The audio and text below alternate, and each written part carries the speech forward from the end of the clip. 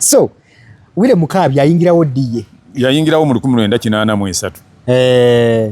Nga wamaanyi nga bw'omulaba taddiriranga. Pozi yaddiriramuuko ng'avudde mu Peking.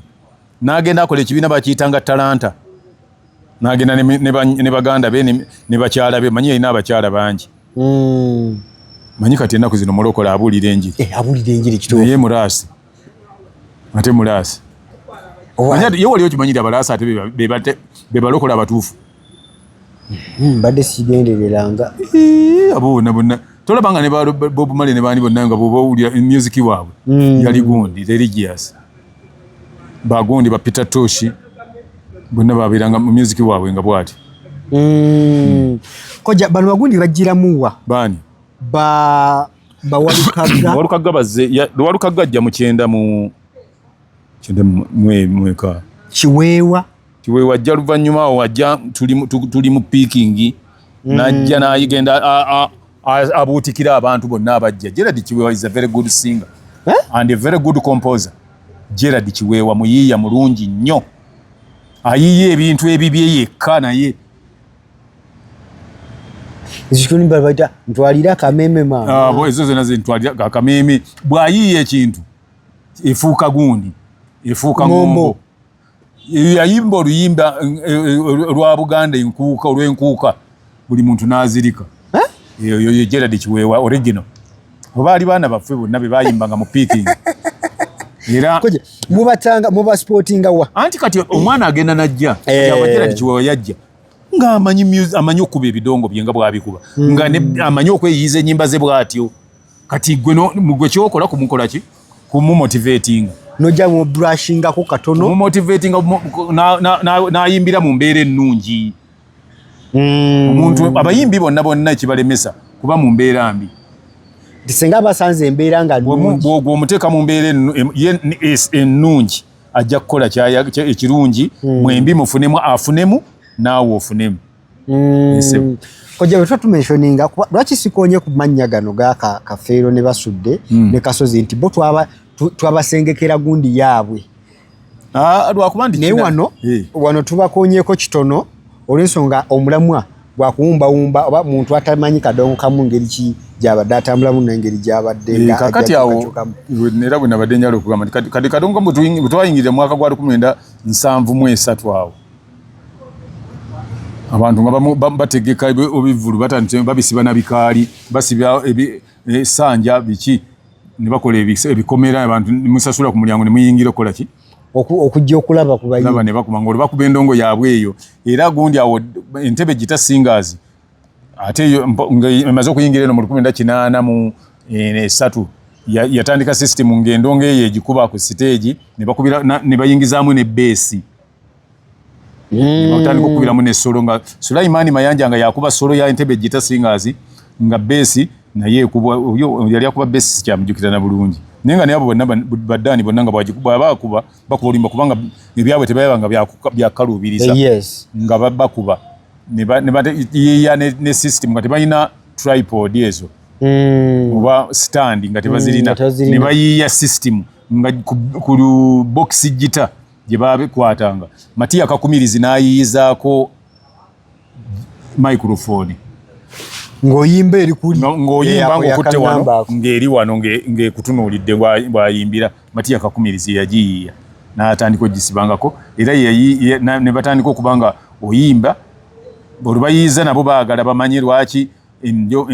box gita tesobola kuba na kye tuyita pick up. Pick up bwe buuma bwe bateeka ku ndongo neefuuka ey'amasannyalaze nga bw'ogikuba ewulikika nga y'amasannyalaze nga bw'ogikoonako bw'oti mu amplifier ewulikika kati nga bw'okoona ku waya bw'oti nga buli bupiikinga gundi eyo taaki gy'okutteko ne bugenda mpaka mu mizindaalo. Kati abo ba Entebbe be baabuyiiya ne batandika ogikubanga ne batandika okukola ebivvulu mu kibiina nga beegassa baali bagezi by then beegatta mu kibiina ekibagatta bonna ne beekola ekibiina kimu. Abo Baddaani Mugula, Matiya Lwima, Kyakamala, Paulo Damulira, Matiya Kakumirizi, gundi Sulaiman Mayanja, Paul Bamisera bonna banesega Mwenge bonna ne beegatta ne bakola ekibiina kye nga bakiyita Kadongo Kamu and Culture Company. Kama ni Culture Company era kyakola nnyo paka mu myaka gy'ekinaana paka mu 1908 nga bwe baba banaakubira bw'olanga naawe nti wooli oba okoze loosi olina okulanga ate nga abantu bayimba bagala ennyindongo ebiseera ebyo ng'endongo zagundiza ezisinga obungi abakongo nga bangi nnyo rediyo yaffe ng'ekuba nnyimba za kikongo nga bangi kati nga bano bwe bayimba nnyimba abantu bazitegeera bulungi ate baziwulira ku puroguramu z'ennyimba z'abalwadde baziwulira mu nnyimba eŋŋanzi mu matalisi nga baziwulira kati nga buli bw'otuuka mu Uganda bw'oteekawo endongo y'abantu ng'abayimbi bennyini be bazze nga bayingira ne balabira ddala bulungi show yaabwe era ne baafunira ddala ssente zaabwe. Kojja oŋambye okutandikawo embeera y'okusiba ebikaali abantu okujja obbayita bitukola tutandika kye bayita nga bwekola ekivvulu nkoze ekivvulu mujje mulabe ng'era bajja ne balaba naye ng'era nga bajja bagamba nga bagambye nti bajja kujja nga n'ebipande tebinatandika kutimbibwa nga omanye edda okuva edda nedda ebyalo oba ebifo byabanga ne kye bayita notice board. Abantu edda baali bategeera nga tebalinga abakakati nga bategeera osinga abakakati baali bategeera kati gwe nnyinza okubuuza nti mu kibuga ku paaka awo osomyewo kiwandiiko kiki bataddewo ku notice board yaawo nedda si tewali lwakuba togisomye kuba totegeera totwala budde kumanya community tokiraba tosobola kumanya every time ne ku miti gy'amasannyalaze mu Kampala mwonna kuliko notice board kuba ne bakubuulira nti eriyo kino na kino naye abantu ba leero basiru by then nga bakola batya ku kyalo nga waliwo ababanga notice board kati nga bw'olaba gwe kunabaako meeting balanga ebirango abantu batunuzi wali bagambye meeting gyeri nga batunudde ku notice board. Ne mu Kampala twabangamu nga bw'oba onaazannya kati fe abaakuliramu abamu nno bajja kuseeka bakole ki fe abaakuliramu sosi abajjamu nga mmwe okulonda oba kukola ki oba kutunda buveera ku mbalaza oba kuki naye fe abaakuliramu waalingawo notice board ezaabeerangamu mu Kampala waggulu wa paaka waalingawo notice board waggulu wa paaka ng'etunudde mu kizimbe ekyo nga wali ekizimbe kye bayita Platinum awo waggulu wa paaka nga waliwo notice board ng'era ebinaabeera mu National Theatre ojja n'obisomako obisangako n'osoma olukalala waliwo National Theatre eriyo omuzannyo makula ga kulabako gutandika lunaku gundi guggwa lunaku gundi nga ne notice board endala eri awo ku paaka opposite ne Magoba Arcade nga waliwo notice board nawo ng'era nawo osobola okusoma n'omanya ebinaabeera mu bifo ebisanyukirwamu mu Odiani mu Delight mu Drive-In n'ebinaabeera mu gundi mu Nita Cinema byonna ng'obimanyirawo. Ne notice board endala yalinga wali nga wayitawo wa Hussein yenna abatamanyi Kampala bonna nti abalimu bapya bannyonnyole bajja mutegeera kati nga mmwe abajja obuzzi mu kibuga ng'ebyo bivuddemu ogenda oluguudo lw'Entebbe opposite ne awali ekizimbe kati ennaku zino kibayita ekizimbe ekyo bakiyita Hardware City bakiyita Hardware City awo oba maaso opposite kale ekizimbe ekyo kyebayita Zainabu Aziz ekiri awo awo walinga Hussein nawo walingawo notice board nga nayo okumanyira ebiri mu kibuga byonna ebinaabamu omuntu omugezigeza ategeera ng'osomako nga teriyo bonna baali bategeera ng'olya era yajjanga n'atunulako butunuzi n'amanya bagambye nti basizayo tiisa olwaleero tezijja kukola nga basoma busomi ne bategeera naye olwaleero ossa ku leediyo okumala ennaku 3 abantu ne babeera nga tebategeera kyo we bagamba ne bagamba nange Mengo temujja beera mu masannyalaze olaba oba oyagala okukakasa ekyo obusiru bw'abantu b'ennaku zino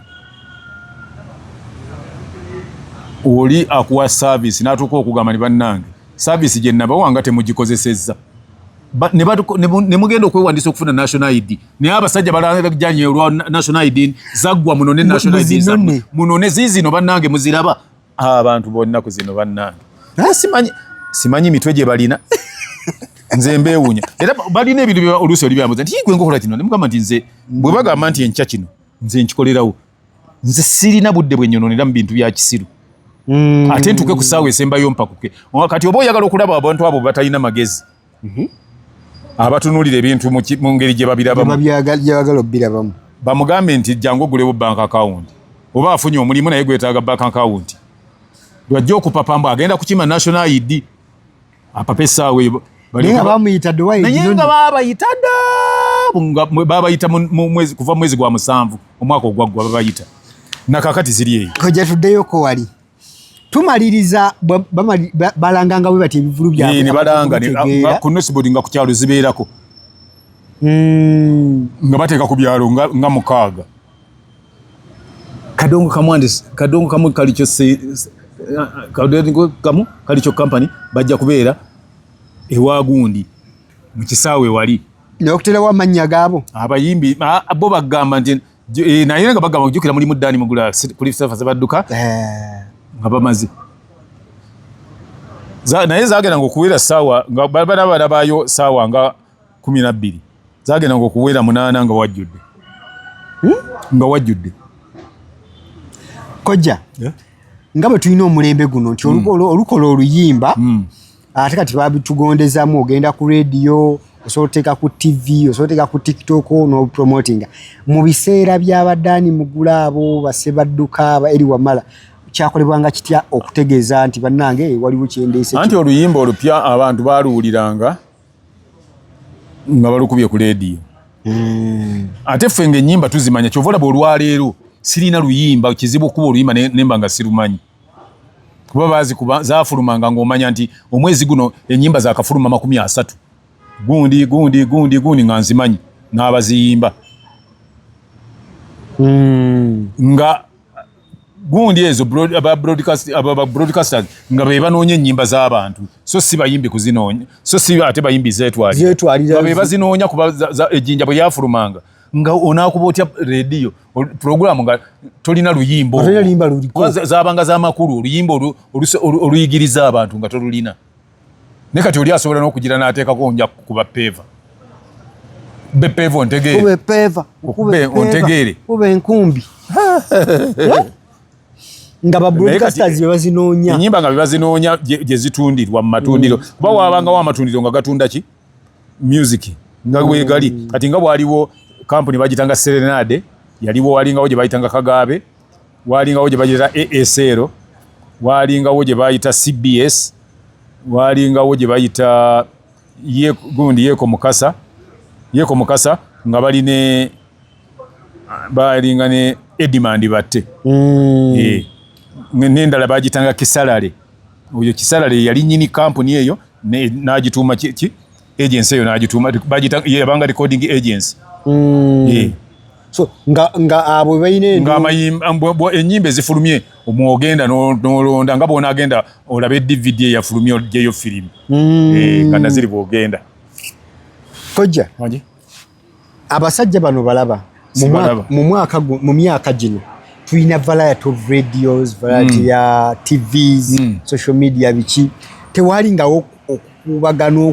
okwaki anti muyayanirwa olwo kati radio oba TV anti lwakuba nti okutegeera kukugaanyi nkugambye nti nga broadcaster be banoonya ennyimba so si bayimbi kunoonya broadcaster wayimbanga kirungi gweyimba kirungi kati gwe wali osanzeeko nga mbuulirayo amaduuka wano 3 nga baleese gold bamutaddeawo nti bamutunda abamwagala be bamunoonya gyali ne bamugula oba tutegeeraganye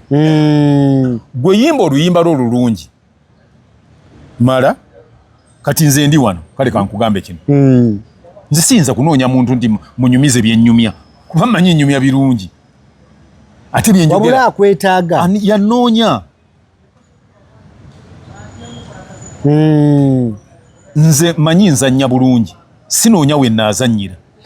oli ayagala kalakitayo ayagala engeri gyenzannyamu yajja okunoonya koja tolowoozaamu nti kati omulembe guno engeri gyefuli abayimbi nga bayitirivu nnyo kyekireetedde okubagana obwo nti omuyimbi omusanga alaajana nabyo omuyimbi alaajanira gundi alaajanira ani Kaziwe Kapo amugamba wakiri mpako ne nyimbira ku stage abantu ne bamanya kiki ekyayonooneka okuva ku mulamwa gw'endongo kuba bye bayimba temuli gwe lwaki oboyo nina ebirungi ng'ogamba nti ate oli akoze ebibi yabamala okuwa bategeere nti oyimba bulungi biyimbe nga birungi bajja binoonya wali owuliddeko mu Amerika omuyimbi abalajana bo balwana kuyimba birungi temukuba ku radio balwana kuyimba birungi abantu ne babanoonya ne babakola ki nga bw'olaba abazanyi b'omupiira okusamba omupiira teri kirabu erina fayiro za application z'abazanyi nti omuzanyi ajja kujja ng'asaba kuzanyirako awo abazanyi gw'ozanya bulungi ne bw'onaabeera ng'ozanya mu gyabika bajja kukulaba era bajja kusupootinga omwana oyo muleeto wano gw'olowooza ffe tulina essomero mu baatujja ntituzanye nti baamala otutendeka nga batutadde wali nti balinda kutunda bazanyi oli gw'ozanya birungi n'ozanya ebintu byo era bakunonya bagamba ne bwe muba nga muli 10 oli n'agamba naye bannaye bazanya abo naye olaba gundi oyo n'oli bazanya bulungi ne bakukima kojja kusomooza ki abayimbi bano kwe basanganga abakadongo kamu kwe kubeera nga bakolanga ebintu naye nga tebalina facilitation ng'okwata mu nsawo yo n'onoonya ssente ezigula endongo n'onoonya ekinakukolera buli kimu ezinakutambuza gy'ogenda bwe muba temufunye ssente ezinakuzza nezonaawa ku banno bwe wakoze nabo nze nange namala emyaka 21 nga ntraininga okuzannya ne tuzannya naye nga sifunamu ssente naye nga ate tuzanya okuzanya nga kindi muli nga nkikola with passion yes naye nga sifunye natandika okuzanya 1972 naye nga sifunamu paka mu 1994 okutandika okujjamu kasente okufunamu ssente mu kuzanya so ekyabayimbi kyabasumbuwanga kati bo balowooza nti bw'onaakuba oluyimba leero enkya olina kubanga ogenze ku stage ng'ofune ssente tekisoboka era kyekiremeseza abaana abatandika kuba ffe bagenda ne bajja nange njagala kuzannyanga ggwe nti yezannya yalowooza nti okuzannyanga nze kyangu kale kyangu kuba okuzanya tisirina kyenteekamu kyamaanyi kukozesa buwongo bwokka nti bwe mbanzanya baŋŋambye kino bwe baŋŋamba ndizanya ng'omusajja omugagga nenkufaananira omugagga naawe obwongo bwo n'otandika okundaba ng'omuki ng'omugagga naye bba olutandika kumugamba nti kale jangu ozanye ogenda kumpa ssente mmeka kyatandikirako nga ne byanaazanya tannabiyiga agala soka kumanya nze namala emyaka 2 nga saagala nga ne ssente sigisiinyangako kubanga ate nze nali nina we nagulira amabaati ne seminti nga biri waka ne tugenda okuzanya ne tukola loose eyo nembinona nembitunda asasulewo emmotoka mpe ne ku mikwano n'abaana be twabadde tutambudde nabo nina muganda wange bamuyita Kijambu Godfrey ye mukulu wange oyo yandibadde ayina ekizimbe mu Kampala Kijambu Godfrey yandibadde ayina ekizimbe mu Kampala naye ssente ze zonna ze yafunanga ng'azissa mu show zaffe ate ne bojja mu practice nga toyina ssente zikutambuza nga nazazikuwa ng'ate waliwo n'okukwokyayo kubanga amanyi nti bakuwadde zikutwala naye katolina kakulya kati Kijambu awo ssente zonna we yaziteera muki era nze namwewuunya nnyo oluvannyuma ennyo yafuna ssente ate teyazijja mu byamizannyo kuba emizannyo gyo tetwafunamu jagaana afuna kati muntu ategereka alina faamu zeeye mu bulemeezi kati kojja mu music oba kadongo kamu mwabali ku side olwo yemufunamu ssente music ono mwamufunangamu mutya essente mmwe nga nga olabanga abakola ezitabatya saa zino ndoza tukyabalina abakola tapes ezo mwabalinga mu side y'okukola music anti ebiseera ebyo twatuka ekiseera ng'abantu baagala okuwuliriza music bamwagala olwo Uganda evudde ku record players ne turntables ne 3-in-1 baleese cassette radio cassettes baleeta radio cassettes nga music okuba naye abantu abaagala music buli omuntu abeerekawo ng'amuwulira ng'alina mufunira ku tape kati ffe nga tutunda tape ng'abayimbi ababa bazze bwe tukugamba nti teepu yo ogyagalamu ssente mmeka ogituguze tiye njagala $300 ffe tetukwata $300 gya cash nemugimuwa ne twawukana ffe ne tukutandika okulikodinga tapes nga tutunda eyo gundi gye wali nga kwe tutunda embeera ya cassette ya tape eyo ejja mu myaka kyejo 1972 antwala ndikugula cassette zitandika okujja twagenda okuyingira 77 nga zijjidde ddala Uganda yonna ebunye ziyingenza okuyingira mwaka gwa 95 96 nga buli wamu wonna wooyita ng'omuntu yeeguleyo kimanda 2 manda 3 manda 6 twagulanga z'amaanyi ddala omuntu ng'agula oluyimba lwena koja kwalingako nnyimba mmeka ku tepu kyasinziranga obo naye ng'ennyimba standard gundi yabeerangako ennyimba 6 naye nga kubeerako wakati w'omukaaga ne10 kitegeeza omuyimbi olina okuba nga oteeseteese nga bw'oba otunda tepu erina kuba ya nnyimba erina kubaako ennyimba 6 kubanga kati twakibaliranga nti buli luyimba lwa dakiika 10 by then ng'ate tepu yabanga ya dakiika 6 ne tukolayo ne tutuuka waliwo standard we yatuuka ne tugamba nti tugize ku 46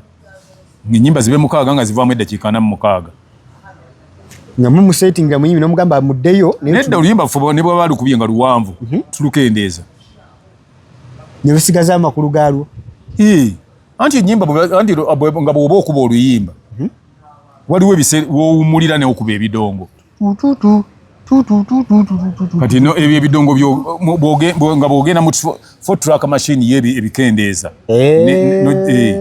n'oluupinga w'oyagala ne basigala nga byo byebimu naye nga okendeezezza gundi y'ebivuga kojja nga tumaliriza episode eno ey'akadongo kamu tetunnaba nno gimaliriza naye ndi mu just ogamba olwaleero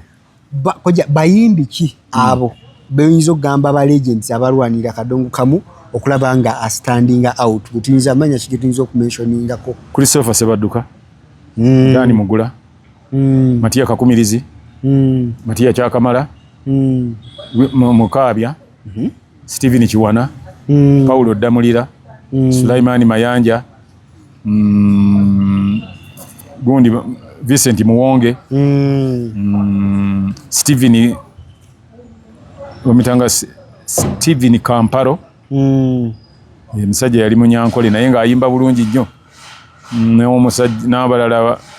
n'abalala be bakwatirira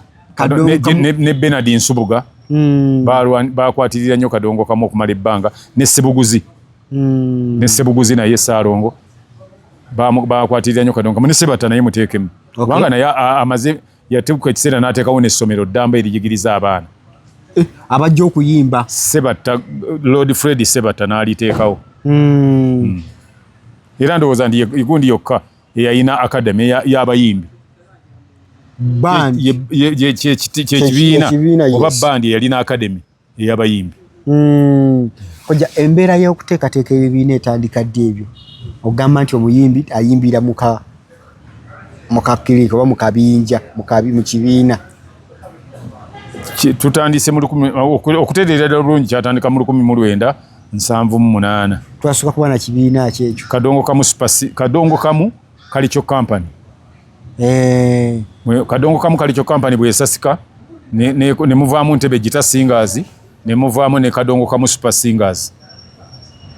buli omu akwata eriye Matia Luyima n'agenda n'akola Kadongo Kamu Super Singers neyegatibwako Basebata Ntebe Gita Singers Dani Mugula n'agenda n'agatibwako Matia Kakumirizi neyegatibwako Misera Segamwenge ne Sulaimani Mayanja ne Haji Kateregga koja kibiina kye kyawangaala ennyo kyalwawo ebbanga bana kati kirina omukululo gwakyo ogukyaliwo Ntebe Gita Singers Dani Mugula waali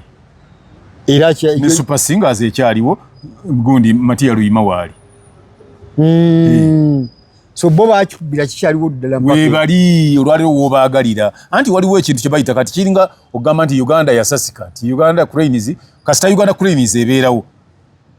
oyita buyisi bazanyi ne bazanya mu Uganda Cranes kati Super Singers ye Matia Luyima wegaba bugambe nange Dani Mugula ye Ntebe Gita Singers kigiyisa Entebbe kubanga ava mu ssiga lya Mugula Entebbe Wamamba mukwano Kakumirizi akyali Matia Kakumirizi akyali mutasobola kulekulira tasobola kwabulira Dani Mugula Matia Kakumirizi ne Rose bamuyitanga Rose na Kakumirizi naye mukyala we tebasobola kumwabulira Kojja musere basajja bakadonka mwalinga muzigundi zibattles zino.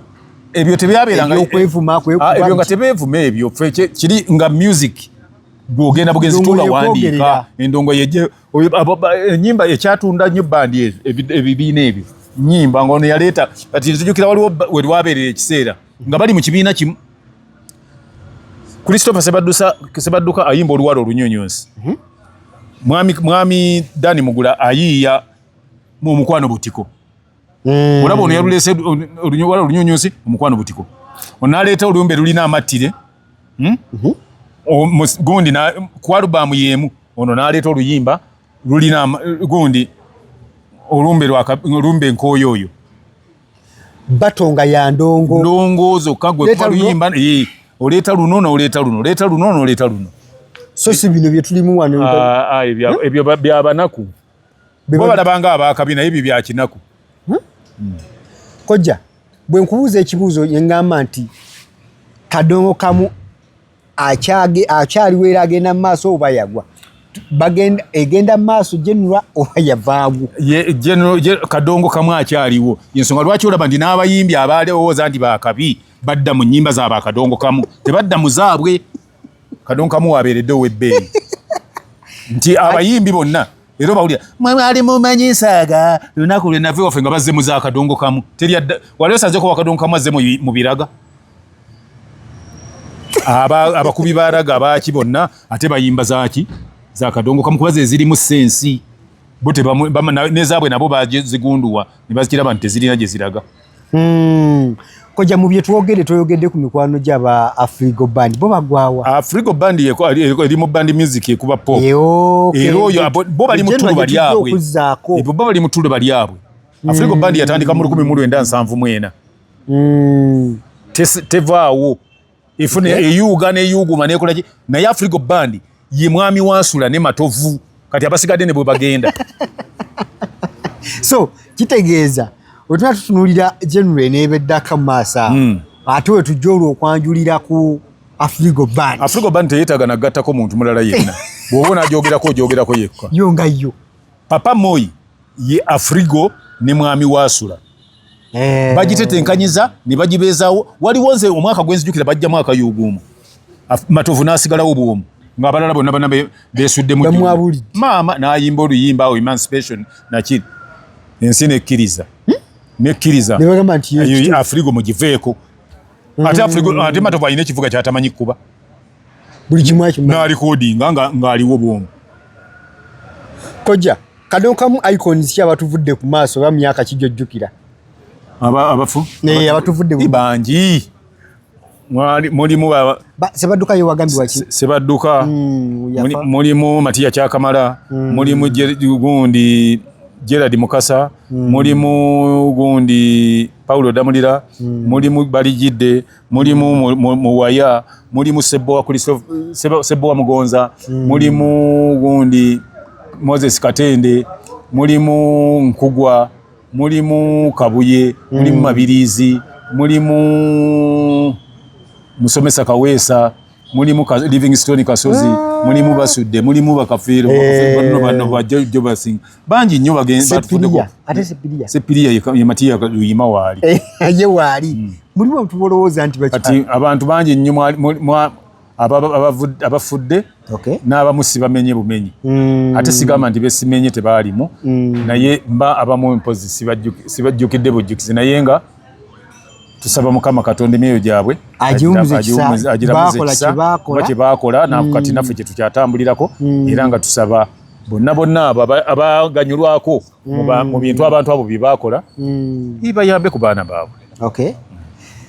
kale banne tuyinza kubanga tuli balyazaamaanya obuteebaza abatugoberera mmwe mutufudde ab'enjawulo mufudde ab'enkizo abatugoberera ku mikutu gino okuliko Jack Exclusive wamu ne Focus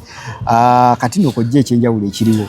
ebintu bino ebyo byafaayo omukutu gutuufu gwe tubiteekako sigwa Focus TV agulira oguyita Focus 256 extra kiteeza tukuwa ekyenkizo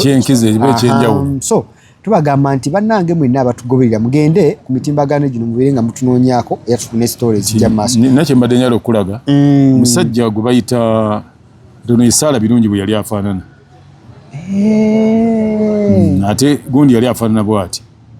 Aisha Nakitto yoyo ne basudde ono Aisha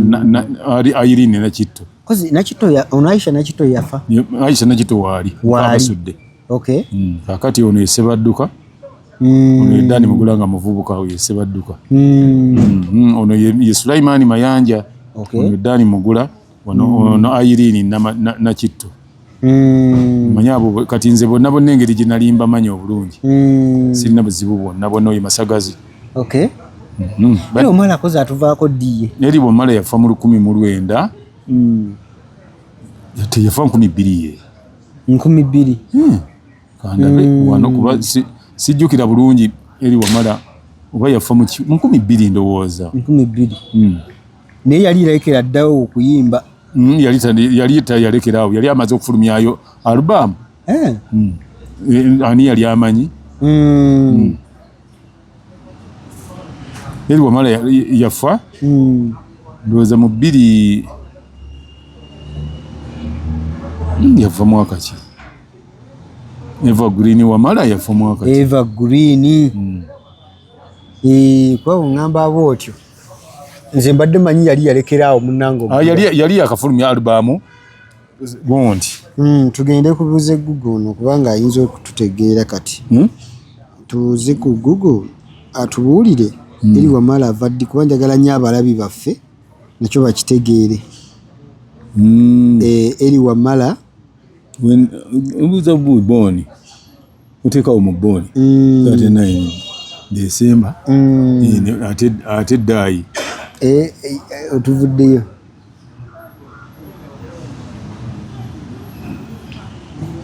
kuba ye bw'amaliriza bw'amala okuyimba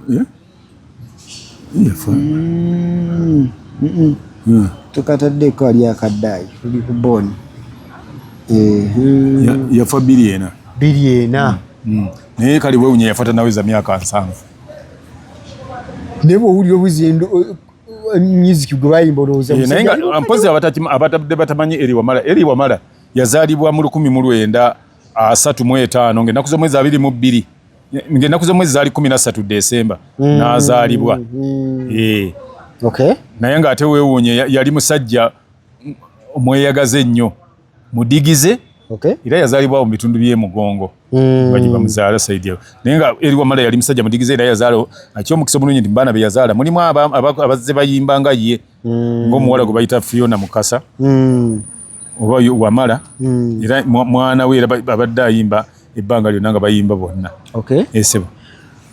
koja lwaki tusiibula abantu baffe tubasiibule kubanga batubadde batulabira nange mpulira mbakooye kale mubadde balungi abatulaba bannange tubaddiza nti emikutu gino tuteebwamu koka airtime oba ne cat transport ne bannaffe aba Focus Event Services bagamba nti beeyine bakolera omukolo gubeere nga gutambulira ddala bulungi nnyo ofune service ez'ogamba nti omukolo gwange bane gwaliwo myaka 24 abantu bongambye tulinga kati abali mu bite obuyisi